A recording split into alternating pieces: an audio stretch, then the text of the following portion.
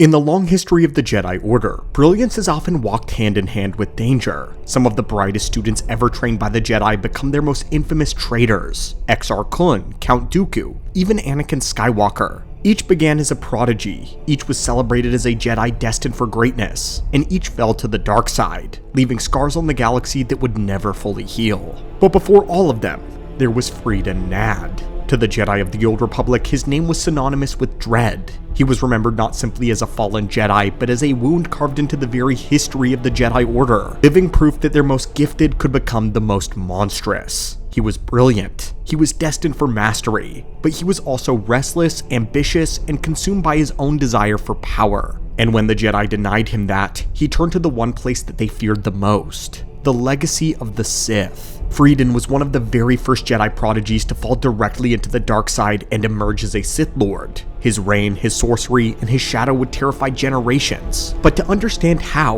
we must begin at the very place that he started, where a lot of the lore is admittedly very undercovered compared to his life after his death. So in this video, this holocron, part 1, we will be discussing only the life of Freedon Nadd, and why he was legitimately the Sith Lord that the Jedi Order feared the most in their entire history. But to understand how, we must begin at the very place that he started, as a gifted child on the world of Ossus, marked for greatness. Greetings lore junkies back to the archives, we've been expecting you, and this is the life of Freedon Nadd, a prodigy of Ossus. 400 years before the Great Sith War, a young man named Freedon Nadd arrived on Ossus, the library world of the Jedi Order. To the Order, Ossus was the jewel of their knowledge, the great library founded by Onderon himself. Within its halls, every secret of the Jedi was well preserved, and every young initiate was shaped into a protector of the galaxy. From the moment that Nadd began his training, he stood apart from the rest. He demonstrated a natural grasp of the Force that startled even the most seasoned Jedi Masters. Techniques that required years of patient study came to him as easily as breathing did. He showed not only skill in the Force, but also an ability to connect with it on an instinctive, almost a frightening level. His instructors admired him. The Masters of Ossus whispered that he may one day sit among them, or even reign as the Grand Master. Even Onderon himself, the founder of the library, saw in Freedon a brilliance unlike anything he had witnessed in centuries. But brilliance can be dangerous. Freedon Nadd was not content to learn at the pace of his peers. He was restless, eager, impatient. He wanted recognition. He wanted to be acknowledged as the greatest of his generation. And while the Jedi Order actively encouraged humility, Freedon Nadd's hunger for power and validation only grew stronger by the moment. In time, a group of students were deemed ready to ascend to the rank of a Jedi Knight. Freedon Nadd believed that his moment had finally arrived. Everything that he had worked so tirelessly to achieve was now on the horizon. He would finally be recognized for his power, his skill, and his superior knowledge to his peers. He would finally be elevated and respected as the prodigy that he was. To him, he lacked everything but the title of Knight. He had mastered every lesson, surpassed every opponent in combat drills, and outstripped the knowledge of most of his fellow apprentices. In his mind, there was no question that he was destined to be chosen. But when the Masters announced their decision, Freedon's name was not among them. The shock was unbearable. The Jedi saw his brilliance, but they also witnessed his arrogance. They feared his impatience, his ambition, his refusal to temper his gifts with humility. For the Jedi Council, withholding knighthood was meant to be a lesson. For Freedon Nadd, it was the ultimate betrayal. He seethed in anger. His faith in the Order wavered. How could the same Masters who praised his genius now deny him recognition? In his mind, it was not caution, it was envy.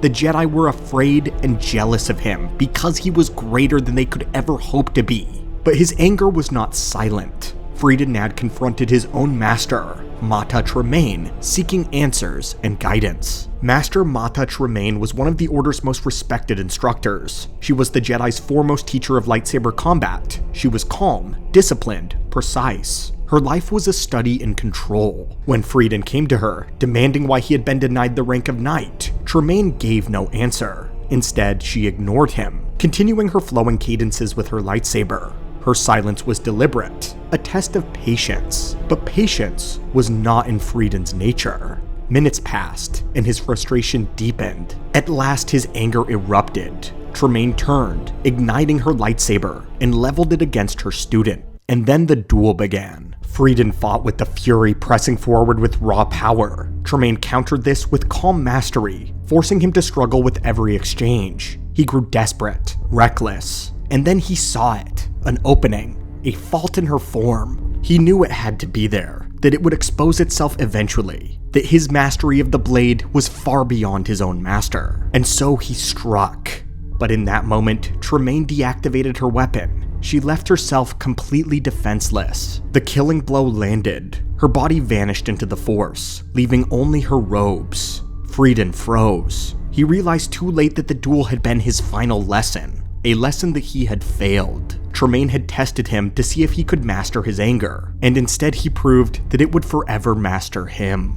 At first, grief overwhelmed him, but grief twisted quickly to rage. He told himself that the test was unfair, that Tremaine had brought her own death upon herself, that the Jedi had conspired to drive him away, and with that, his bond with the Order was shattered. Freedon fled Ossus in fear of his life. In his heart burned only ambition now, the belief that if the Jedi would not grant him greatness, then he would seize it himself. And so began his quest for darkness. Freedon Nadd's exile became a pilgrimage. He left Republic space entirely, traveling into the ruins of the old Sith Empire, a place thought long abandoned.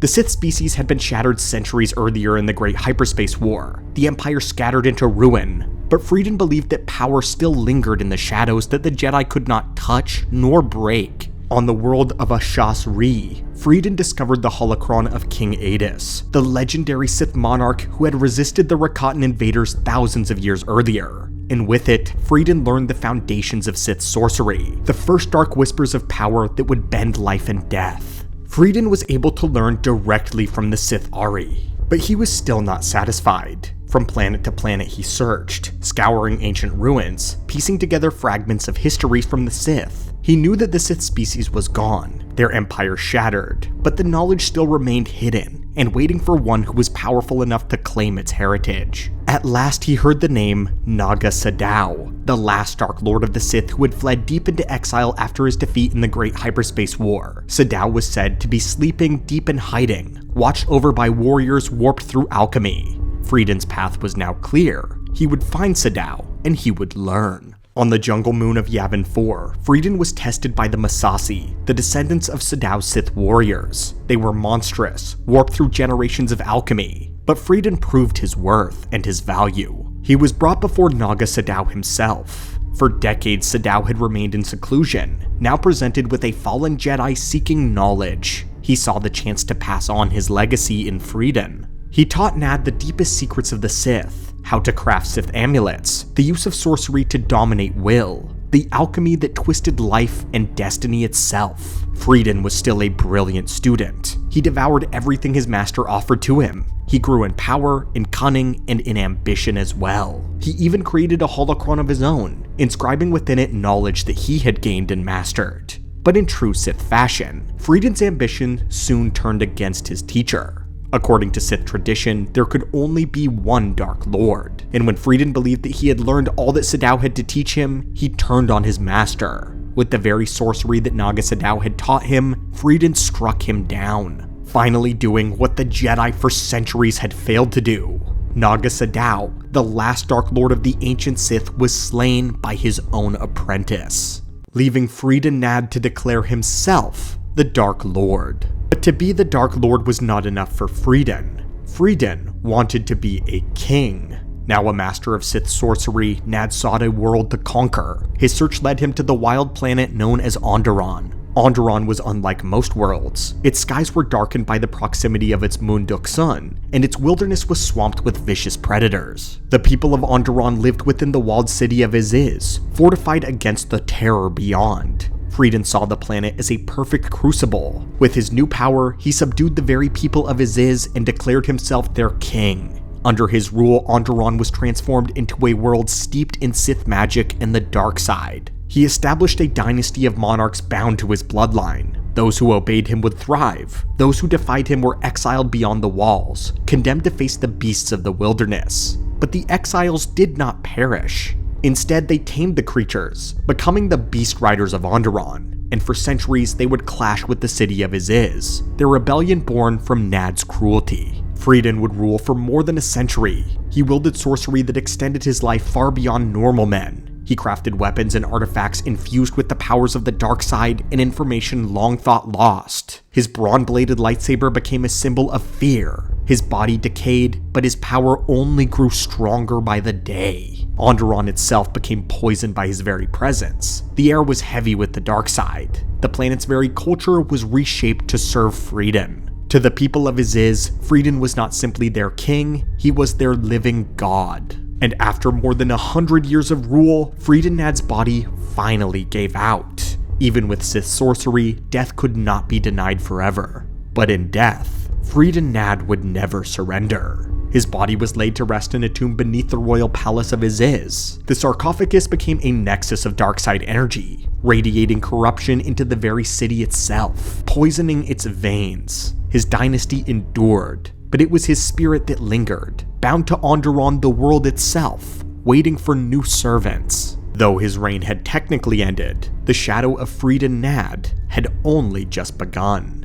Freedon Nadd's story is one of brilliance corrupted, a Jedi prodigy denied recognition. He fell to arrogance, rage, and ambition. His hunger for power led him into the heart of the old Sith Empire, where he became the apprentice and the murderer of the great Naga Sadow. He represents the Jedi Order's greatest failure, at least at the time, and debatably one even as great as Darth Vader. He crowned himself the Dark Lord, conquered the entire planet of Onderon, and ruled as a god king for over a century. To the Jedi, his fall is an eternal scar. It was a warning of what their greatest students could become. It was proof that arrogance could birth tyrants, and that one man could reshape a world in darkness. But Freedon's death was not his end. His spirit endured, festering in the tomb, corrupting generations of rulers, and reaching across centuries to ignite wars the galaxy thought buried. In life he was feared. In death, he became something worse. In part 2, we will follow the ghost of Freedon Nadd, a spirit that refused to die, whose influence stretched from Onderon to Exar Kun, and whose legacy shaped the rise of the Sith for a millennia to come.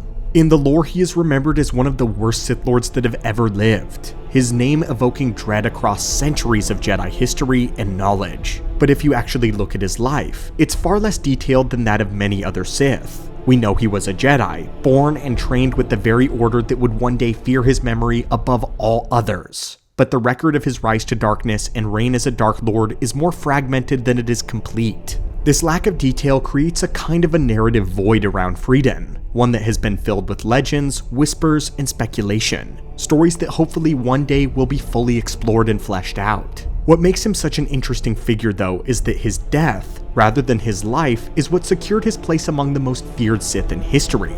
Unlike most Sith, who are remembered for their destruction and what they wrought in life, Nadd's true legacy begins with his death, when he transcended into something far more dangerous. His spirit persisted, corrupting worlds, seducing Jedi, and manipulating events long after his physical body was gone. The spiritual endurance born from his mastery of the dark side is what elevated him into legend and marks him as a singular threat to the Jedi. In this first video, I wanted to focus on his life before diving into that dark legacy, because while it was his death that made him infamous, it was his beginnings with the Jedi that gave that legacy its weight.